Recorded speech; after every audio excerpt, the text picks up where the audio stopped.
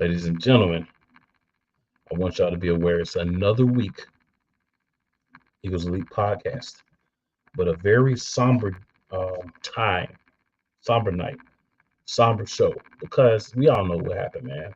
You saw the press conference. I'm sure your eyes got a little moist. You got a little dirt or something in your eye real quick. But Jason Kelce, man, he's done. He's retiring. I mean, he's flirted with it the last couple of seasons, so this is nothing new.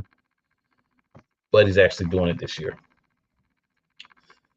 We'll talk about it, but also, of course, we had the combine, time permitting. We'll hop into some of that. Lots of good things that happened this week.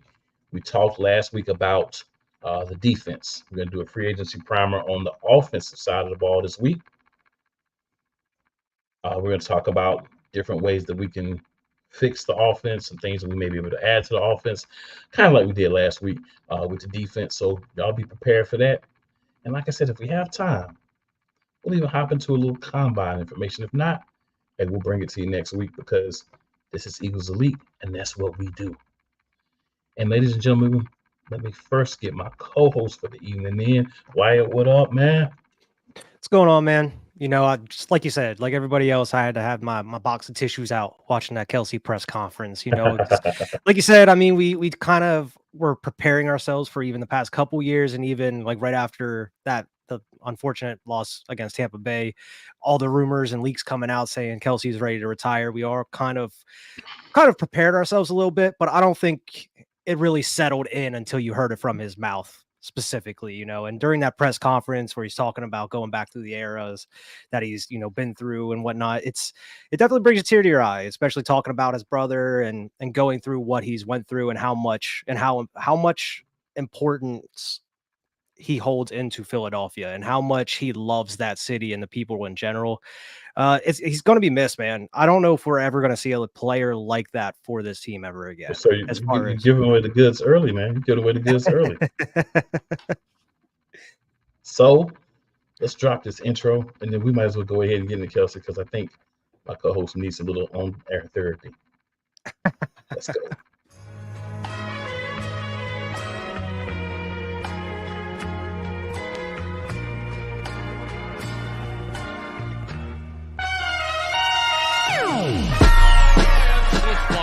The kick is away, and the kick it's good!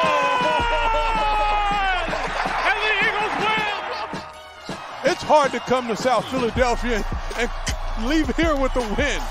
You just don't come to Philadelphia and leave here with the win. Eagles fans everywhere, this is for you. Let the celebration begin!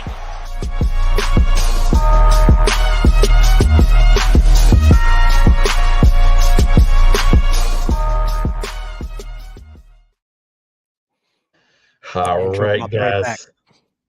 So as we were talking about a few moments ago, man, we might as well go and finish this conversation.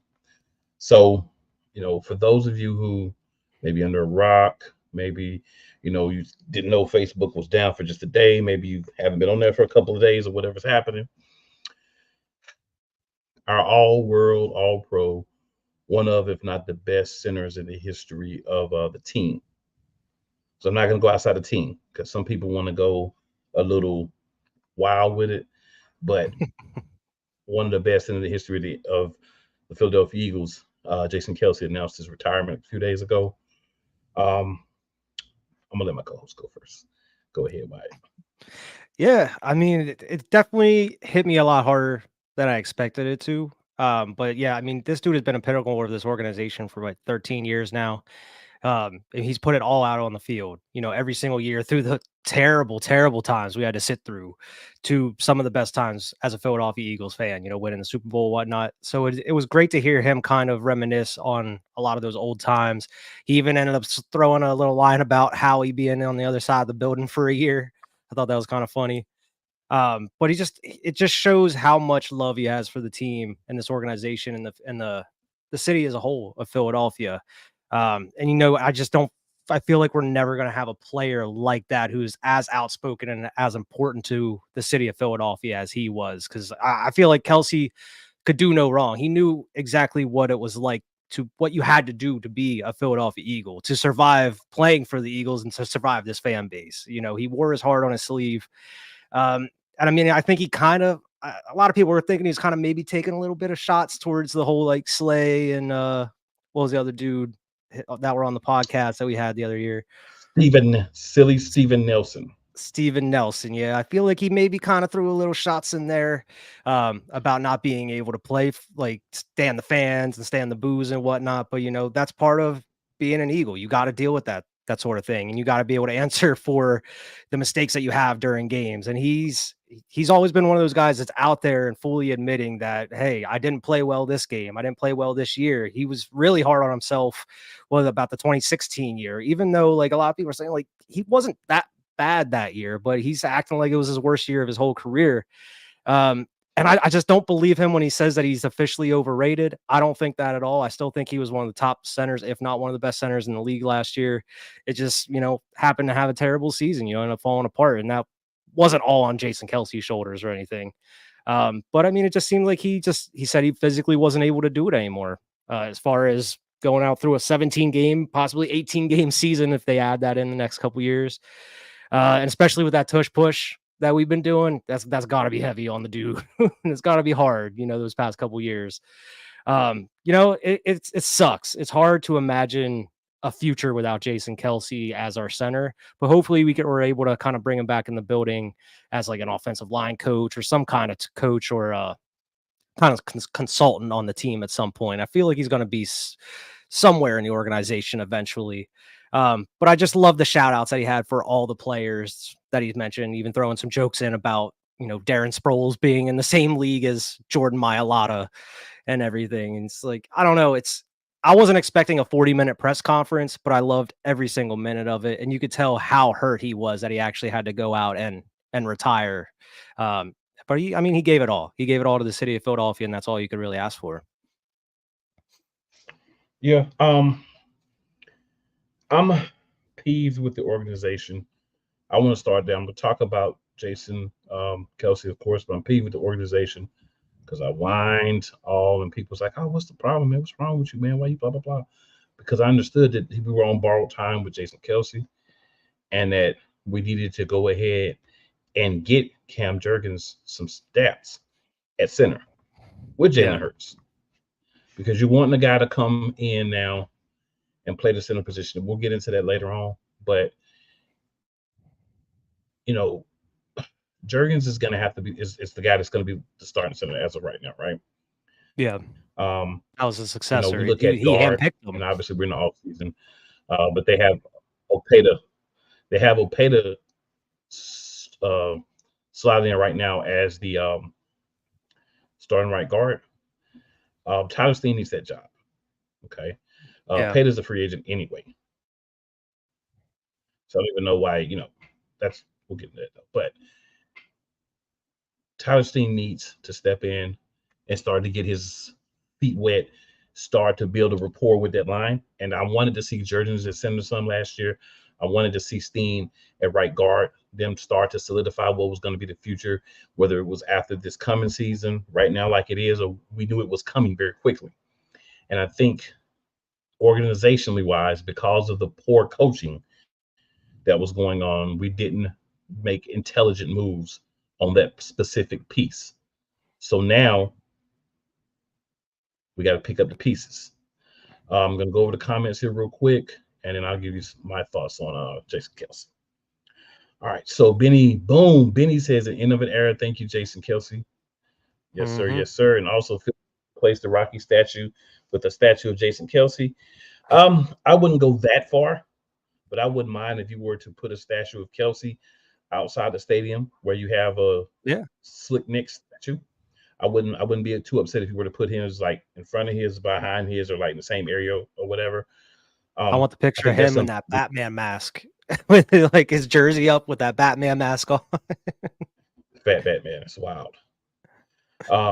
Philly in the building. Philly said, "What's up?" Unc Stu in the building. Unc Stu said, "What's good, fellas? What's good, Unc?" All right, What's and going on? then we got Key as well. So Key says, "What's up, guys?" So before we go any further, guys, in no sports show, but shout out to the homie Key. Um, Condolences to her. She lost somebody very close to her. Not going into too many details because it's her tale, but just shout out to her. Condolences to her. Appreciate you hopping in the comments. Hopefully, it helped you get a few moments where you can just think about something else. Um, Mhm. he also says we failed him. We did fail Yeah, Kelsey, and yeah. then Key says facts. The for me, for Jason Kelce, man. I mean, you can't embody, like Wyatt said, a more Eagle player, right? Mentality wise, grit, played all games, started all games. It was this guy that just went through. He made it happen under whatever circumstances. He made sure he was there for his team. I do feel like he was taking shots, but not just at those two guys. There's a lot of guys running around whining about how hard it is to play in Philadelphia. I think he's Mhm. basically saying if you're soft, if you don't have intestinal fortitude, if you can't take someone having passion and getting at you when you're not playing your best, don't come to Philly. And as a fan of the Eagles, I echo that. If you can't stand the heat, don't come in the kitchen, bro. If you Facts. soft, if every time somebody says something, every time somebody don't agree with you, every time somebody's not telling you you're the best, this is not the place for you. But this is a place for a guy like Jason Kelce, man. Mindset, toughness, grit, leadership, and it's not always, people always talk about leaders as a guy that does this, does that. It's not always that. Sometimes it's leading by example. And this guy was an example. You look at all his ex teammates that came out and talked about him, send him shout outs on Twitter and different stuff. Nothing but love. Flowers all over the place. This is a man who, in my opinion, what is that going to be, 2029, I believe? Yeah, This man 2029. should be first ballot Hall of Fame. And Absolutely. I plan on trying to go to that because I want to get that autograph on a jersey because I'm getting a Kelce jersey. Just a great guy, man. Just a great guy. And also Yep. shout out to our man Benny Boone watching the show. I Got got on these one of the hats, Benny man. Boone creations. Same. It's got Gangster. got a new batch of 'em. You know what I'm saying? Love it. Um, Make sure y'all check out Benny, man. Benny, if you in the comments, I know you are. Drop your site where everybody can find you. And here's the thing: college teams, NBA teams, Benny does it all, not just Eagles. So Benny does it, right? Benny makes sure that we fresh and fly. So we gotta make sure our man can put his stuff out there and let y'all know where to find it. Mhm. Um, it's tough, man. When you look at the team, how is it gonna be without him? He's been there so long. But again, you knew it was coming at some point, and you saw after the game the way he looked, where it felt like to him, this is probably the end. Yeah, makes the mat that much more depressing. Well, I Like mean, him talking with Stoutland and everything at the very end of the game, and it's like, man, sucks. I'd rather him leave before he does damage to himself that's irreversible. Yeah, You know what I'm that saying? makes sense. Leave on his So own terms. yeah, before you do damage and then you get carted off in the middle of the season, and that's it for you. So I think he made the right decision. If I'm looking at this not as a fan of the team, but as someone who talks sports, covers sports, things of that nature, man, it was time. It was time. I was hoping we could get him maybe one more year. Maybe he had that final year thing with Brandon Graham, but I understand why he's like, yo, it's time. I need to make moves. I need to leave. And you can see even when he was getting down in his seat, getting up, walking, you can see he was kind of stiff, kind of sore. I mean, it's a lot of his body's been taking a lot, and he's not a huge dude. Yeah, So he's done what he could do for us, man. Um, I really think he's going to be in broadcasting. I don't think we're going to get him in the organization. I think he's going to be in broadcasting. he'd be I think good this, for it. yeah, he would be really good for that, and I think that's where he's going to end up, possibly even this coming season somewhere. There's a four-letter network that's looking for good low price talent since they got rid of everybody. Yeah, May end up there. I don't know, but yeah, shout out to him, man. Should be first ballot. His jersey should be retired in the next couple of years with the Eagles. And hey, absolutely. man, Hall of Fame career, no doubt. Wish he was still here, but understand you have to do what's best for you, my man. And that was doing what's best for your family and your body and for you to have a good quality of life after football. So, I mean, like I said, you don't want to see him go, but you know that it was coming, and it happened. Yeah. It's one of those dudes that retires and is like, man, I'm glad I got to see that dude play while I could, like in person at the link and whatnot, like actually see him on the field. Yes, sir. And then Benny says, yeah, that body told him it's time to hang it up. Absolutely, Benny. Completely agree with you. So yeah, man. I mean, we could sit here and talk about Jason Kelce for another few hours, but we're not gonna do that. We're not gonna do that. All right, but what we are gonna do here is talk about salary cap implications for Jason Kelce. So now that Jason Kelce's off the books, his cap number for this coming season was $10,178,000. Dead money would have been $25,116,000, and then would have been $14 million in the hole with him to be cut. Right. So retirement essentially, from what I've read on it, and if I'm wrong, someone please correct me or I'll correct myself next week. But from what I've read, your cap number comes off the books. You still get your money, but your cap number comes off the books. So we're not cutting him. We're not trading him. So there's no dead money. You would receive his cap money. The money that he's supposed to receive, he would receive from the organization. It just doesn't count against the cap. Yeah. So I believe we had like 41 mil before. Would that go up to like 51 mil then? With him off the books? So I have to double check that part because his actual cap number, so his cap number was 10 million, but his dead money would have been 14, almost 15 million. So it's a matter of that dead money. So it's a matter of that 14 million dead money is a part of it or not. Yeah. So because he's retiring, I have to check and see like if that whole 25 million that he would have accounted for with the cap number and dead money or whatever, how all that works. So I have to see because there's two different numbers for him. You know what I'm saying? Because it's the number, say something were to happen. Now, when I do look at his number on over the cap, if we wait till the new year starts, which obviously no transaction will happen until then, the cap number of the 10 million is basically the main thing, because if we were to cut him post June 1, we would have saved $1.5 million. So more than likely that 10 million is what we'll get when I look at that. It's more likely 10 million is what we'll get because that would be in that range. So it wouldn't have been as big of a savings then. So it looks like what we'll get is that 10 million that would have been his cap number should go back to the team. Okay. Yeah. Yeah. And so, then, of course, hopefully it helps us out in the long run, though. Yeah. And of course, while we're talking cap, Avonte Maddox was cut. Cap casualty. We talked about it could possibly happen. But he'll probably be back at a lower cap number. Both sides have been talking. This is more like the Fletcher Cox deal a couple of years ago, or last year, where we cut him and then he came back. It's more so that than him really being gone. And then coach in the building, Coach Dante, what up? Going on, Coach? Yeah, Maddox is too banged up all the time. So I mean, he's gonna be back. Bring him back on a lower contract, possibly reduced role. You think? You think he's gonna be a starter? Yeah, he'll be a starter.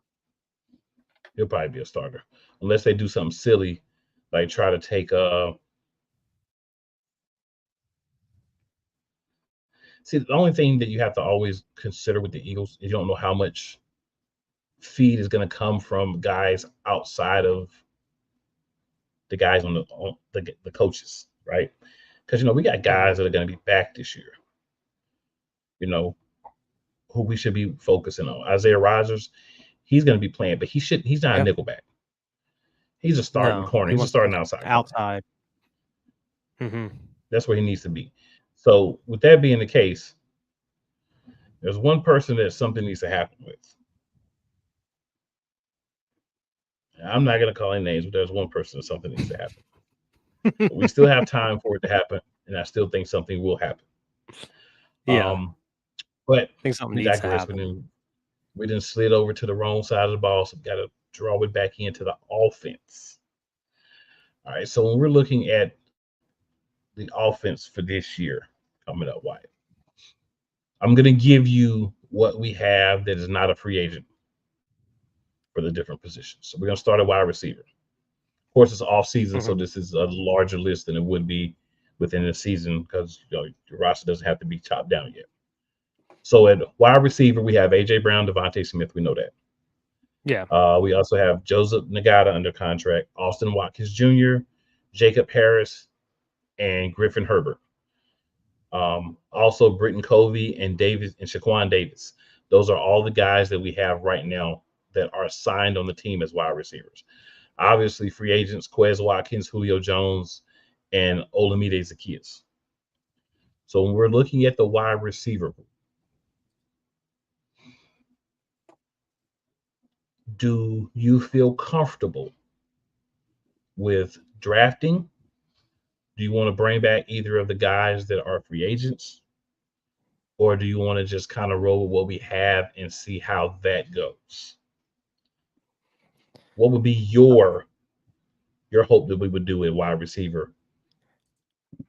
I honestly, I wouldn't feel comfortable just bringing back the guys we have now. I feel like we're definitely a little bit more depth than that. Honestly, I would be totally cool with bringing Zaccheaus back. I feel like he was definitely underused last year because the moments that he did have were big moments. He was making some big plays out there. And I mean, we've been talking about it all season long, how this dude should have been out there, before Quez Watkins. And of course, when Quez came back from injury, they ended up putting him back in the starting lineup. But Zaccheaus, he played really well. And I mean, he blocked pretty well. There was a lot of big moments for others receivers like Smitty and AJ where you have Zaccheaus, blocking for him after they got the ball already. He was able to do that. So I mean, I would be totally cool with bringing him back. I don't know about like Julio or whatnot. I mean, I feel like he's towards the end of his career. I mean, if he wants to come back and be that veteran dude, that's cool too. But I can easily see us going out and maybe possibly getting one of these free agents out here, because you know how the Eagles love to go out and just get a veteran free agent just to fill one of their holes somewhere. So I mean, I wouldn't be surprised if they do that. I don't think it's going to be Julio. I think it'll be definitely a younger guy. But I just don't see us going out and drafting a wide receiver this year because I feel like we have too many holes elsewhere to fill instead of just wide receiver. So I'll look at it like this. I would like to have Julio and Zaccheaus back. Julio's fine with a small role. I don't think he would come in early in the season. I think if he's coming in, it's going to be 4 or 6 weeks into the season, right? I don't think he's a guy that wants to go through training camp and all that. Maybe he does. If he's okay with that, I would be fine with bringing Julio back just from the sense of veteran guy, knows how to play, knows what needs to happen on this field, and can help Devontae, can help Zaccheaus. I like Joseph, the guy that last offseason, so maybe he gets a few more chances now. They've shown a lot of love for Britton Covey. But I would also I don't want Quez Watkins back. Let me go ahead and say that. No. So I would like to bring in another wide receiver through free agency, maybe a younger guy that has a similar build and style to Julio. I'd be fine with that too. But a Julio type player, Zaccheaus back, and then for me, maybe one more either draft pick or free agent wide receiver, maybe 2, and see which ones can make the team. When I look at it, I wouldn't mind drafting a wide receiver in the first couple of rounds. I'll tell you why. The money that wide receivers get is pretty high. But if you can get a guy on a rookie contract and he performs as a 3, that's the best pretty much that you're probably going to get at the wide receiver position as far as, cap and everything. I know, we got all this extra cap money this year, so why are you thinking about the cap? Because if we don't use it, it rolls over. We don't have to use it all this year. After next season, we're going to have to sign Devontae Smith. So keep that in mind when we're thinking about spending every dollar we've got this year.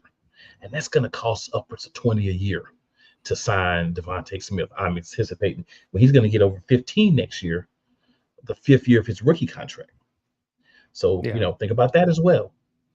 But yeah, I would like to bring in some more competition, draft, free agency, or both. And I would be fine if we do draft the wide receiver and don't draft them in the first second round, probably like the third or the fourth if we're going to draft one. But I'd be fine with bringing in free agents as well. Either way would work fine for me, but I do want to add more to the wide receiver one for sure. Yeah, I All was looking right. at some of the free agents, and I mean, KJ Osborne would be dope. I mean, he's 27. I don't think it would be too expensive. I feel like he would fit in as a good wide receiver 3 for us. Yep, and we'll definitely go through the positions and who we want to bring in Mhm. if there's specific people too. So for the offensive line, left tackle Jordan Mailata, left guard Landon Dickerson, center Cam Jurgens, right guard Tyler Steen, right tackle Lane Johnson. The reason I'm putting Steen in is the guy they have in front of him right now is a free agent, so that doesn't make sense. All right, Yeah. and then as backups, left tackle we have Fred Johnson, left guard Brett Toth. At center we have Lecitus Smith, and then at right guard we have Darian Kennard. Right tackle LaRaven Clark. So that's who we have as the starters. Excuse me, in the backups right now. What I'll say for the line, and then your thoughts, is this has been a solid group for a long time. We put them in a disposition this past year because we didn't use their strength, which is run blocking. You built a line that can protect the pass, but loves to be aggressive, hit people, attack, and be a run blocking offensive line. We decided we were going to turn into a passing team. So hopefully Kellen Moore is going to go back to the run approach more. If he does that, I think this line will be fine. They'll be aggressive. They'll be hitting guys. They'll be wearing down the other team's defensive line by attacking them and not being on their heels most of the game. Tyler Steen is going to have a learning curve, obviously, because he didn't get to play enough last year. He played some, but nowhere near enough for a guy that looks like he's earmarked to have a chance to be the right guard of the future. The future should be now. Low-cost guy. You can plug him in. You can see what you have with him. Get a couple of years before you have to worry about him getting paid. Why not take advantage of that? So, and then, of course, everybody else is going to be a guy. Cam Jurgens, where you have questions about him making that switch back to center. I feel like he should have been the backup at center and right guard next year, not the starter at right guard, because you're asked him to start at a position that he wasn't brought here to play or earmarked to play for us. When you had a guy in Steen who you could have put in, who might have had some difficulty at first, but how is he ever going to learn if you don't give him the opportunity? Facts. Your thoughts on the line, man? Yeah, I think there's definitely some work to be done. We've never been really a team that goes out and looks for free agents as far as filling the offensive line. It seems like we're always like scouring like practice squads or drafting guys to, kind of build up their own offensive line, home grow their guys. So I think I feel like they may be going through a different approach this year. Maybe they will go out and maybe try to get like some kind of offensive lineman somewhere, but it's not like, because like you said, I feel like we definitely need to give Steen an opportunity, but we may be stuck if it doesn't end up panning out, if he isn't what they want him to be. So you're going to have a good backup plan for that. I can see them going through the draft as far as trying to fill either just depth or maybe fill that right guard spot. So we got to think coming up in the next couple of years, we got to think about Lane Johnson too. So you got to think, like, when do you want to draft his replacement, sooner than later? Like, what's his time frame on retirement? I'm glad I'm not a GM, because these are the tough questions you got to ask yourself before going into the draft and the offseason and whatnot.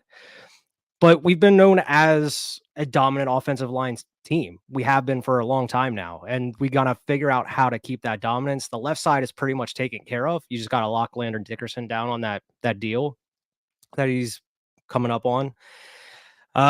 So I mean, it's more so just like that middle and the right guard there that has a huge question mark, because we haven't seen Cam Jurgens as a center for the Philadelphia Eagles. He was drafted as a center for us, handpicked by Jason Kelce, but we haven't seen him as that center for us. I think maybe once or twice when Kelce left the game for maybe a play or two. So I mean, there's huge question marks there. I can just see Howie handling that through the draft, though. Just, I don't see us bringing veteran free agents in for that offensive line. That's just not the Eagles' MO at this point. Well, here's the thing. We got to realize Fangio's there. We got to realize Kellen Moore is there. So I think a lot of the things that we looked at before, we say, yeah, the Eagles don't do this, the Eagles don't do that. Some of those things I think we're going to have to do now, right? True. Because I mean, we didn't think they we're were going not to bring in veteran offensive coordinators and defensive coordinator. right. So we're going to have to make some adjustments. So the question for me with Steen is very simple. Is he the type of player that Kellen Moore wants? Because this is the time. If you've because there's film on him. He played multiple games last year when Jerkins was hurt. So you got to see him play. You got to see him get on the fumble. You see he can move. He played well when he played. Is he going to fit with Jergens beside him? Is he going to fit with probably at least a slightly different offensive scheme? I think those are the questions. I think he'll be fine. I think you give him the year to see what you have with him. You're always bringing in guys that have versatility. I think they'll bring in at least one veteran that has versatility that can play tackle and guard, just in case we have somebody get injured and a guy that can step in and kind of be a second-tier starter. That's normally something that we do in free agency. We won't draft a guy to be a starter, but we'll normally draft like that safety net. Yeah. Or have a guy on the team that's that safety net that can play tackle or guard. So that way, if somebody goes down, you can kind of play with the line and get everybody in the right positions and have him slide in. I am a little concerned, though, because of our next position. And before we go there, Benny says, well, Coach Dante needs to get with me. And then Benny also says, draft a wide receiver 3 groomed to be a future starter. So here's the thing, Benny. Besides Devontae Smith, I don't know if you realize or not, we are super trash at drafting wide receivers. So I would rather go get someone from somewhere else or bring a guy in just to be like the third, because you've got AJ Brown locked up for a couple more years. You're about to lock Smitty up. You're probably going to re-up AJ at some time in the near future as well. So you'll have those two guys. That's one of the best duos. So you need a third guy that just plays off of what they do well. And you've seen that can be a guy like Oz, that can be a guy that plays like Julio. It can be so many different types of players just because what those two guys do, they're going to give you a lot of room in the middle to open up because you have to focus on them. You put a third receiver in this offense that can catch the ball, like why I said earlier, like a KJ Osborne or somebody, right? You put him in this offense that can catch the ball and just do what they need to do at the third receiver spot. Dangerous. They're going to have a 500-plus yard season off the rip just because of the attention you got to pay to the two outside guys. Mm-hmm. We haven't done that yet. We haven't given those two guys a solid number 3 yet. Julio did it when he was there, but Julio's not the Julio he was 3 or 4 years ago. We all know that. Yeah. And we got our guy King DV in the building. DV, what up, man? What up? Appreciate you DV. slide through with us, homie. For sure. Yeah. And before we move on, I just want to say, like, it's hard to evaluate a player like Steen when he has limited reps during the season, and the reps that he was getting on an offense that didn't really know what they were doing half the time. Run the ball like this. That too, yeah. All right. So we'll take these next few together, right? We'll just do this together. So at tight end, we got Dallas Goedert. We got Grant Calcaterra. We've got Albert O. We got Noah Togai and EJ Jenkins. I think once you get past Albert O, those guys are not going to make the team. I don't know why Albert O was signed back to this team because he did nothing last year. Nothing. So I don't know, I'm just saying where you signed a guy that did nothing, but I don't make those decisions. All right, at quarterback, we got Jalen Hurts and Tanner McKee. At running back, we have Kenneth Gainwell, Lou Nicholas, and Tyrion Davis-Price. That's right. DeAndre Swift is a free agent. Boston Scott is a free agent. And Rashard Penny is a free agent. So, my questions for you for this, sir. Mm-hmm. For tight end. Are you comfortable with those 3 guys in the tight end room? For quarterback, we'll just throw a few things together. For quarterback, do you feel like Tanner McKee's the guy, or do we need to go out and get a vet who can help Jalen as his backup? And then who's going to be in the running back room by the time the season starts? Because it ain't going to be no Lou Nicholas and no Tyrion Davis-Price. So who is going to be in this running back room by the time the season starts? What are we doing? Yeah. I mean, starting with tight end with Jack Stoll, he's a restricted free agent, but I feel okay with Jack Stoll and Grant Calcaterra. He gets hurt every so often, but I feel more comfortable with those guys than I do as far as quarterback and the running back room. I was in the right mind, like maybe you could possibly make a reunion, bring someone back to the tight end position, but that dude ended up signing with the enemy. He ended up signing with the Washington Commanders today. With the Old friend commies. Zach Ertz. They ended up signing with the commies. Like, how dare you? What are you doing, Zach? I was hoping that maybe, I mean, it was $5 million, so maybe it was a little too high to bring as like a backup tight end. I could see how he was like, Yeah, nah, I'm not good. that's I don't want to pay $5 they're million for bringing a him in to backup be the tight end. starter for a year. Sounds like they're Yeah, bringing him to be the exactly. starter for a year. So yeah, it's Yeah, crazy. so with that kind of money, that was never going to happen. I mean, I would be okay with rolling into the season because I mean, even with Dallas Goedert, we possibly going to miss a game or two during the season. Jack Stoll and Calcaterra have been serviceable. They haven't been like bad by any means. I just think the issue comes with blocking, where Dallas Goedert has been getting better with blocking here throughout the years. Running back, my main thing is we got to bring DeAndre Swift back. I am fully on board with bringing DeAndre Swift. I know there's rumors that we interested in like Saquon and like I'm not buying into that. Yeah, I don't want Saquon.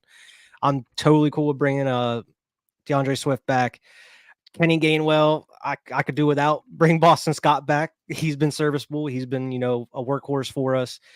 And then possibly go out and get us a bruiser in the draft or on off practice squad somewhere. I don't know what you got to do, but give us a bowling ball with legs like we've been talking about for a couple years now since we started the damn show. We need that type of running back in the room. And as far as quarterback, I like Tanner McKee. I think we definitely should keep him, but I don't think he should be the number 2. Like you mentioned, I think we should probably bring in like a veteran quarterback that has more of a similar skill set to Jalen Hurts. That way, if we do need somebody, he'd be an easy plug and play in there.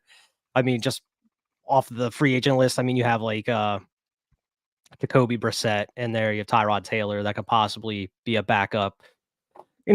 Somewhere around the same skill set as Jalen Hurts. I think that would help out a lot better as far as a backup. Hopefully they are a little bit better than Mariota is because Mariota could run it, but he just could not sling it like we would have needed him to last year if he had to play. All Mariota could do was run. Yeah, all he could do was run. So I would definitely be down do. with bringing a veteran in there. That way that can help Jalen in the QB room, see him stuff on film that he may be missing, kind of clearing up some of those mistakes that maybe he isn't realizing he's making. I think it would just be helpful in general for the quarterback room. So here's the problem that we run into. We keep McKee on the active roster as the third quarterback. Then what we're doing is we're taking a position away from someone else, unless we're going to make McKee the emergency quarterback. True. Since the 49ers whined and cried to get that emergency quarterback, But if we do that, I think that may not be that bad of an idea. But I definitely would want to bring in a veteran, in my opinion, to help mentor Hurts that has a similar skill set. You named the first 2 guys that were on my mind as well, and Brissett and Taylor. Running back, So tight end, I think Jack Driscoll, he's not really much of a catcher. In our offense, the backup needs to be able to block and catch. I don't think that's Calcaterra either. I don't think that's Albert O. I think what we need to do is go out and find a tight end in free agency and probably draft someone. And it'll have to be the starter or a future starter, just a guy that can be like the number 2 and be that guy when our guy is not in there. Because I think that's the issue we have. Our guy gets hurt, right, on a yearly basis. This is not anything new. I'm not telling you something that you don't already know. He gets hurt. So when he's hurt, then what do we have? That's why we come to problems at. So my thing is, let's just go get another guy that can do everything so that if he does get hurt, like he always does, we're not in a bad situation because he did get injured. And that's it. There's no ifs, ands, buts, maybes, or probablys. And you start talking about running back, right? This is where things get interesting. You think about what's out there running back. You got Saquon Barkley. He's already 27. So if you sign him to any type of long-term deal, he's going to be 30. You got Derrick Henry, who's already 30. But if you put him as your number 2 or number 3 back, your power back, he still has some value for you. It all depends on what he's looking at dollar amount wise. But here's the one guy that we could go get that would shut me up completely in my crusade to have DeAndre Swift come back. And that would be Josh Jacobs. If we were to go out and get Josh Jacobs, I will shut my mouth completely about DeAndre Swift. But if we're not going out and getting Josh Jacobs, I want DeAndre Swift back. J.K. Dobbins, I wouldn't mind taking a flyer on him, but the problem is torn Achilles, injury history. He's a guy that can play well, but I mean, he can't stay healthy. But that was the knock on DeAndre Swift before he got to Philly, and they're both 25. So that's the other thing. They're both 25. Jacobs is only 1 year older at 26. Saquon's already 27. Derrick Henry's already 30. So if you were to go out and say, hey, we're going to keep Kent Gainwell, that's fine. But if you go out and get like Derrick Henry at a reasonable amount and like a Josh Jacobs, or DeAndre Swift, or even a short contract with like an Austin Eckler, maybe just a year or two, and then or J.K. Dobbins, some of those guys, I can live with that. I can definitely live with that. Even a Devin Singletary, who's out there as well. He's 27. I look at running backs. Go ahead. I was gonna say Josh Jacobs. I would be totally cool with that. I feel like he would just be more expensive than any of the other options, even Swift, based off of what he's done the past couple of years. You know how we don't like paying them running backs. Absolutely. All right, so we got Keith Howard in the building. Keith, what up? Snowman, appreciate you checking in as well. So for me, man, the biggest thing is getting the right guys to run the ball. Draft, I wouldn't mind drafting a running back, but if we're not going to go the route of the draft, go and get a bull. So we got to get a bulldozer. We got to get that bowling ball with feet. That can be Derrick Henry as a 1-2 punch. I don't really think Derrick Henry is the guy you want to have out there 17 games as your starting running back. But that's the guy that can give you 15, 20 carries a game. Maybe he can handle more in certain games with certain matchups. But he would be a great number 2, change of pace, big back. Swift or Jacobs is who I would like as the number 1 back. I can live with Dobbins because we seem to do a real good job, according to the NFL reports, of our ratings at getting guys healthy and keeping guys straight for the most part. So if they want to go that route, I can live with that. Yeah. Keith says, thank you. Just don't have Kenny Gainwell as your number 2. Please no. Kenny Gainwell need to be, man, we ain't going into that. Let's just say I'm not a fan. I am not a fan of Gainwell because he does not gain well. I understand he's under contract and that's cool, but that doesn't mean you have to put him in a certain role. And hopefully a new staff is coming in, ain't gonna have favorites. So he's gonna be in the position he should be in based on his play, and that's the number 3. And we know everybody know it, but silly Sirianni. Hugh says we need playmakers, no more D linemen. So we talked about that last week. D linemen, we always need D linemen. But they can be gotten. Cox retiring too, if that's true. And then you got, we're gonna probably be going to 3-4 because that's what our new DC likes to play. So you're gonna have less linemen on the field, so you're gonna want to be able to rotate those guys in more. 3 run back rotation. I mean, we talk about that here all the time. I know, Keith, you haven't been here as much, but we always talk about if you got it back on the roster and he active, why he ain't running? Yeah. Boston Scott should have played way more last year. If you weren't gonna play my man that we got for no reason, we only paid him $1 million, Rashard Penny. We played Rashard pennies, and then he played pennies. But they out there playing. So with that being said, I know we kind of went into it a little bit, Wire, but officially, we're talking about offense. What would you like to what guys in free agency would you like to bring in? So we already talked about quarterback. I talked about running back.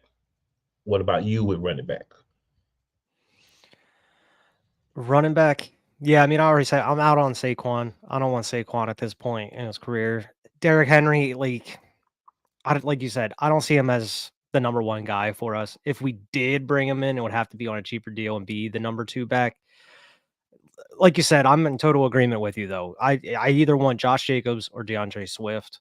I kind of lead towards DeAndre Swift because I'm more of a homer too. Like he's from the Philly area and everything. I'm totally cool with keeping the bull there. And he went to Georgia. You know we love Georgia players. Yeah, exactly. He's part of that Georgia Bulldog squad, the Philadelphia Bulldogs. So I mean, I'm 100% down with keeping DeAndre Swift. It's just a matter of like what the money is, because if it's, Josh Jacobs doesn't have the injury history nearly as much as Swift does, but I feel like he's going to be a little bit more as far as the price tag goes, which I am totally okay paying just a tad bit more or a couple mil more for Josh Jacobs because you know what you're going to be getting out of him and you know what kind of production he brings. But then again, we saw what DeAndre Swift was able to do off of limited carries. He should have had way more carries last year. He still had over 1,000 yards. So, I mean, I'm 100% cool with either of those options. You didn't mention about like Singletary or Dobbins.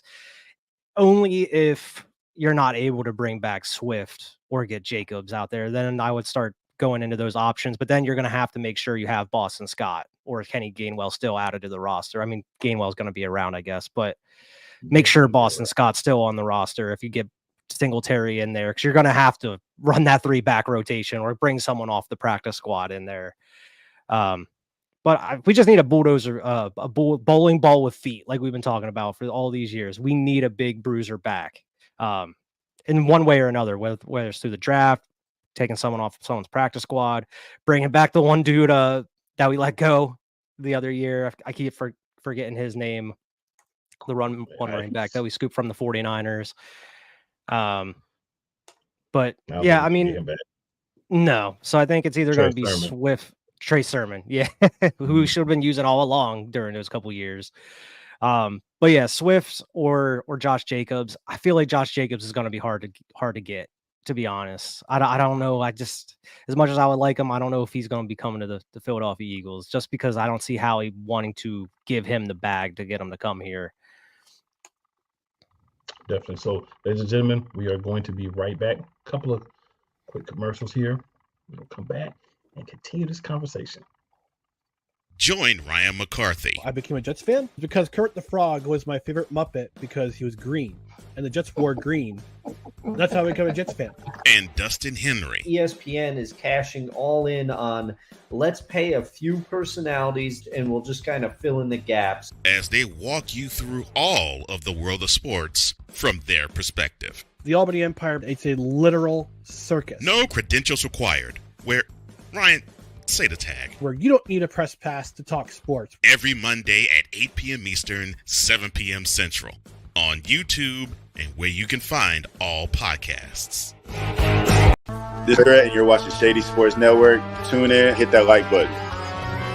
You might wonder, what do these guys do? Player signing announcements. I never in a million years thought you would actually come on to break this news. So without further ado, go ahead and tell everybody what happened today. Yeah, man. I just had to work out with the Cincinnati Bengals. Signing me right out. Without further ado, I'd like to announce that, I'll be taking my talents to Salina Liberty. This just in, the Major League of Football is reportedly collapsing, unable to pay hotel room bills, with players being kicked out of their rooms and hotel managers asking them to leave voluntarily without issue.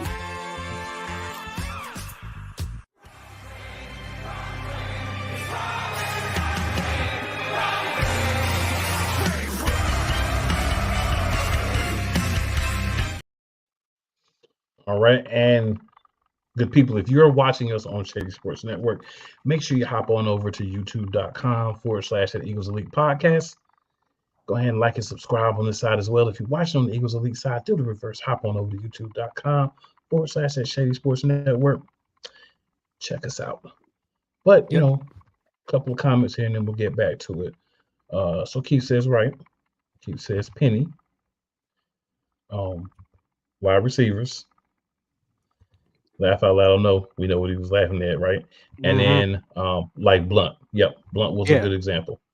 That was a perfect rotation that year. I mean, you had Ajayi, you had Blunt, and you had Corey Clement doing their thing. Right. A perfect rotation. And Clement is Gainwell, third back. Let's not try to make him what he ain't. All yeah, right, we saw what happens when you try to do that. No comment. Like I said, I ain't trying to, as you know what happens when we get on that side. I'm not going to do it tonight. I promised myself I was not going to do it. All right, so wide receiver.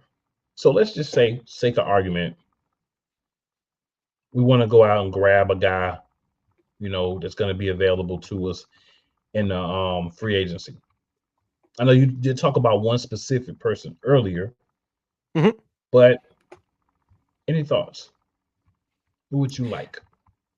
Yeah, I mean, there's a couple decent ones out here. The one that really kind of intrigues me is Calvin Ridley, because if anybody remembers, we were actually trying to go out and get Calvin Ridley, I believe 2 years ago now, but that ended up falling through because he ended up getting suspended, I believe, for like that whole year or whatnot. So maybe possibly how he still kind of has him in the back of his mind, bring him in as like a number 3 receiver.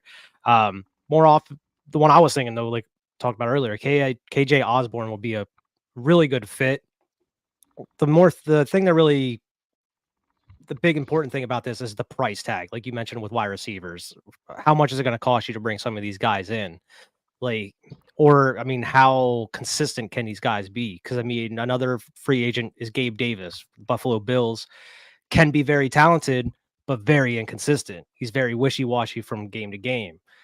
Do you think you can kind of make him be that guy if you need him to be as that number 3? I mean, he's not going to have the spotlight on him nearly as much as Buffalo. I believe he was the number 2 guy in Buffalo. So maybe take the spotlight off him a little bit, have him in the wide receiver 3 spot. Maybe he will succeed a little bit more. My number 1 pick is KJ Osborne, but I'd be intrigued by bringing like Gabe Davis or a Calvin Ridley in. So I'll tell you 2 guys who I've been watching, and I would love to be our number 3. And maybe we get a little time as like a number 2, being a guy that can hop in if AJ Brown needs a break or Smith needs a break, or heaven forbid one of those guys to miss some plays due to injury. First one's Curtis Samuel. He's a little bit older, but Curtis Samuel. And I tell you why I like Curtis Samuel. Curtis Samuel, you can put him in the backfield, you can put him in the slot, you can put him outside. The man knows how to run routes. He can catch out of the backfield as well, which is something that we have not used a lot. But if you look at Kellen Moore's offense, when I went back and painfully watched tape of his, he did that a lot with Austin Eckler when he was playing. So you give him a guy like Curtis Samuel who has a similar skill set, obviously bigger and more able to take hits. And I think you can get some good value out of Curtis Samuel. And another guy is Darnell Mooney. Okay. Mooney would be great in the number 3 route because that would put him in a position kind of like what you were saying with Gabe Davis, where he's just asked to go out there and play his game. He's got speed, he can get open. Only problem is sometimes he doesn't track the ball as well as he should. But I think being in that middle position, understanding that you're only running certain routes, being that number 3 most of the time, knowing that there's only going to be a few routes that you're going to ask him, you're going to use the routes that work well for him, and you can help him develop as a pass catcher and a ball tracker. They didn't really do that for him in Chicago, right? So that I think that would be a great pickup too, and a sneaky one. I don't know if we would ever do it, but we could bring in Odell Beckham Jr. if he was willing to come in and do that route and do that position. Because think about it, you get a guy like Odell Beckham. He's not the guy he once was, right? But he can still catch the ball. He still can play a solid wide receiver for you. He'd probably be a number 2 on most teams. But he comes in and he's a number 3. That would be great. Because you add him to a room that you're probably going to draft a guy. We still got Joseph Nagata from last year, as we were talking about. It's a win-win, right? Because we got some other guys that are there now, but I don't think any of those guys will make. This is not cornerback. Wide receiver, you kind of have, but you don't. I'd love to have Oz back. Joseph Nagata, bring in a guy, draft a guy, AJ and Devontae, and then we see who wins it out. I would love to see something like that happen. But in order for these things to happen, we got to look at the roster. We can't have four tight ends. We can't have 3 quarterbacks every week. We got to learn what we need, what is the positions we need to fill out the most for. Maybe we don't have certain people active every week. We look at the game and say, okay, in this game, we may need to run more. We may need a fourth running back.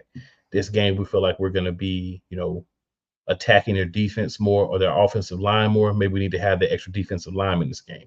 And that's okay to do, because if you go out and get a guy like Curtis Samuel, if you need somebody else in the backfield in the game where you pick the wide receiver over the backfield, you can put Curtis Samuel in there to run the ball. He can do that too. So versatility, which is what we used to do, we get back to that, things are going to look a lot better. Keith says we need about 4 too, just in case one go down. Hurts going to need it. Yeah, that's true. I mean, you always got to prepare for just in case someone gets hurt. And I'm a big proponent. Wide receiver, you need at least 5 of those cats out there every week. Yeah, I think they're going to be keeping Britton Covey around too. It seems like they try to utilize him a little bit more, whether you like it or not. Like, I could see that. Curtis like, Samuel obviously, can do everything Britton Covey can do better. Exactly, but I think he's going to be used, if they keep him, more of like what he was using, like kick returner, punt returner type thing. But you saw they were using him kind of in the slot a little bit towards the end of last season. From every now and then. No comment on that either. He says we talked about this earlier. He could have been a good backup for us, but he did sign with the Commies. So hey, we weren't paying that $5 million. Not for a backup. I mean, he took the money. I ain't mad at him. You gotta do what's best for you. Yeah. All right. So offensive line, Wyatt. This is the one. Do you think this is the season where they say we're gonna bring in some offensive linemen? Quite possibly. Let's look around and see who else we have here. Like I know Buffalo, I believe, just cut their center today. I'm not sure if we'd be interested in, because obviously they want Cam Jurgens to start. He was handpicked by Jason Kelce, and he was drafted to be the successor there. So I could easily see him maybe going out and getting like a veteran center as like a backup or something like that. I feel like it's more important as far as right guard, just because there's bigger question mark there at right guard. I mean, you have going into a second year now, Tyler Steen. You want him to be the starter, but you also want some depth there. Maybe not necessarily another young guy like a rookie or some sort. Maybe you want to bring in a free agent that's been in the league a couple years that could possibly fill in that right guard position if Tyler Steen's not working out. But I definitely can see us going that route. Especially, like, it seems like everything else in the organization, as far as like the coaches and some of the other moves they're making, is kind of breaking the norm from what we're used to. I can see them going that route as far as free agency.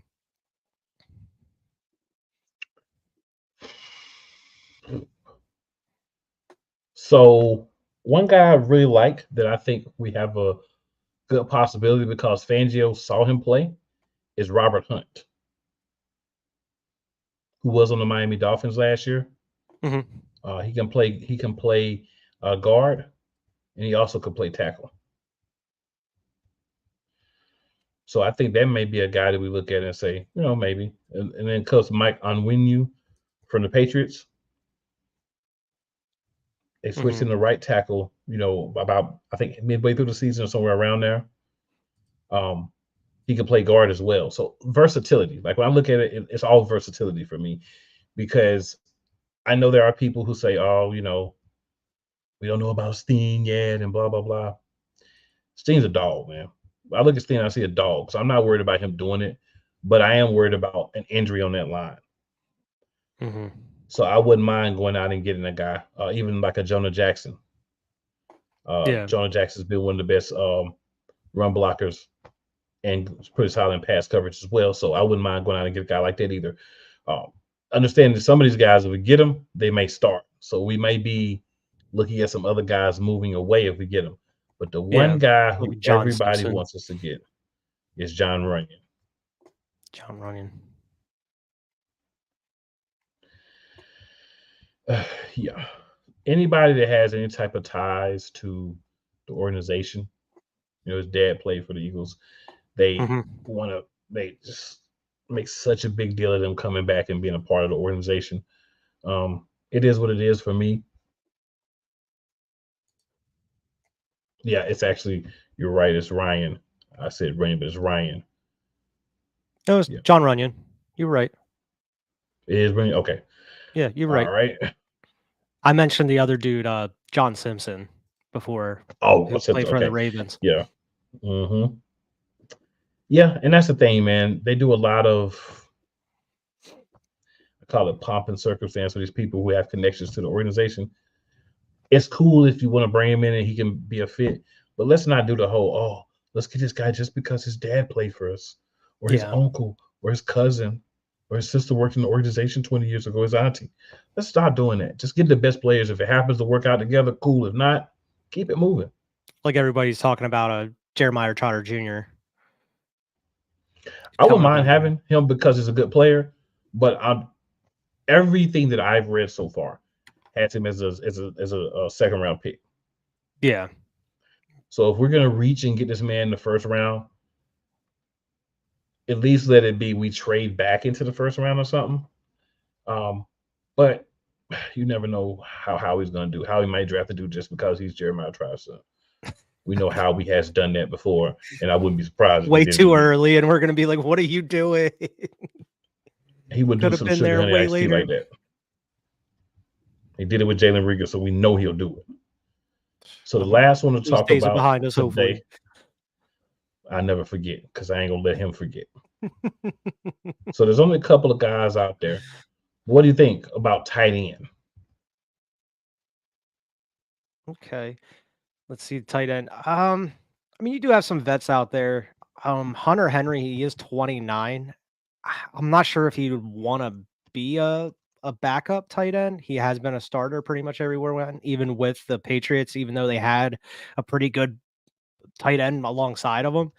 But you also have Noah Fant that's out there as well, who, I mean, they're kind of, I wouldn't say household names, but they're well-known names. I don't know if those guys want to be backups, especially because Dallas Goedert is that guy. They may be only starting like once or twice a season. So, I mean, I would be fine if they wanted to take a pay cut, come and be that backup. I just don't see Hunter Henry wanting to do that, or Noah Fant. So, I mean, like you said earlier, I think we could possibly go and deal with tight end as far as like the draft, like late in the draft, get another tight end. Tell you one guy that could be a nice sleeper for us. Well, actually two. So one is Gerald Everett from the Chargers. Okay. Because most of what he does is screens, check downs, yak yards. He's one of them yak dudes, right? He's gonna get yards after the catch. He can block as well.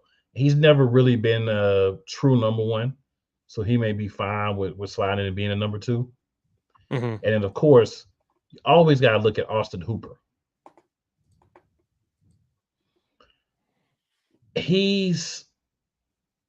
Everett, I think, is a better tight end overall, but Hooper can get you some catches. He will block some for you.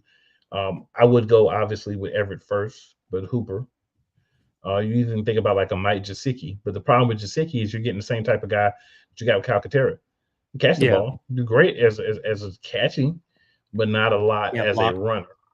Yeah. Oh yeah. Or a blocker or a runner. So yeah, for me, if I were looking at a guy to bring in as free agent tight end backup, I would go with Gerald Everett.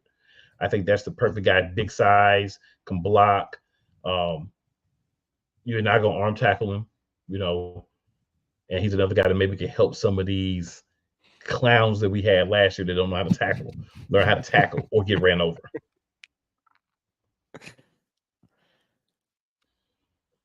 Q says, like Trotter Jr., I'm sick of it.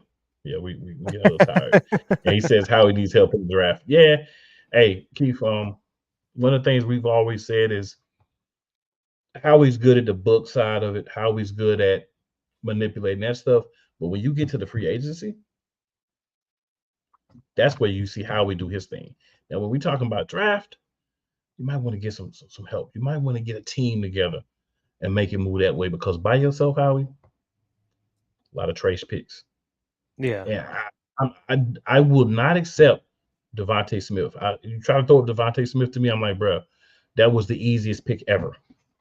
You know what I'm saying? That's the easiest pick ever. That did not take any effort or thought. Best receiver left on the board. We bereft a talented receiver. Come on. So I mean, he made the pick, But you just did Jalen Reagor a couple of years ago. So in best case, that cancels each other out. Yeah. Not giving it to you. We're not doing that. And the jury's still out on like the Kobe Dean and Nolan Smith and other picks like that. You got to play. You have to play. Now, ladies and gentlemen, before we get out of here, links below. BetUS, sign up your profile, use this link. Boys can get a little kickback. We can use to help spruce things up around here. Keep the lights on, so to speak. Keep everything moving swiftly, smoothly. Make sure you check it out. So, what? We already hit the hour. So what we're gonna do, good people, as we said, we're gonna talk combine. We're gonna push that to next week. So swing back in with us next week. We're gonna start off with some combine talk, as well as what other moves have been made. Correct me if I'm wrong, but we'll be starting to get into free agency, where you can start signing people, not necessarily free agency, but where you can start signing people by the show next week. So we're gonna talk about some of it as well. But you know your boys and Diva should be back next week. We'll be bringing you all your info that you need on the Philadelphia Eagles all off season. You know, we end the show the same way every week, but I'm gonna add a little different twist to it. So, Wyatt, any last thoughts, shout outs before we get up out of here? Yeah, I mean, hopefully Howie does his thing here coming up through free agency. Like you just said, he said in the combine interview that he had, he's going to be pretty aggressive this offseason based off of, the failures of last year. So hopefully that is true. And, hopefully we can go into the draft with a bright outlook. Hopefully we're able to get some nice guys there. But I mean, we still have a little while to get to the draft. But yeah, that's about it, man. Go Birds, fly Eagles, fly. Hashtag be elite. Hashtag be elite. Hey, yep. Make sure you tell 2 of your friends and 4 of your enemies to come and check us out. Just because they don't like you doesn't mean they won't like us. And ladies and gentlemen, I want everybody to understand this and remember this. It is never where you start. It's always where you finish. And with that, we're getting up out of here for the week. Make sure that you're back next week. More Eagles Elite talk, more wilding out, because that's what we do. Yes, sir.